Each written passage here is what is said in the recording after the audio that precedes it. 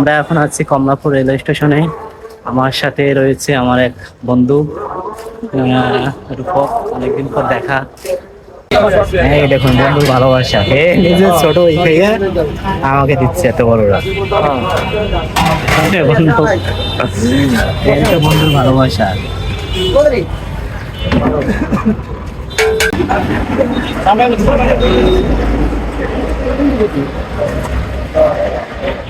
না, কমলাপুর রেলওয়ে স্টেশনে সামনেই চা খাচ্ছি আমি আর আমার এক বন্ধু।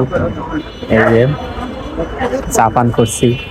আসলে এই ফুটপাতে চায়ের আড্ডাটা খুবই একটা স্মরণীয় দিন হয়ে থাকে। তাই আমরা এইসব দিন মিস করতে চাই না।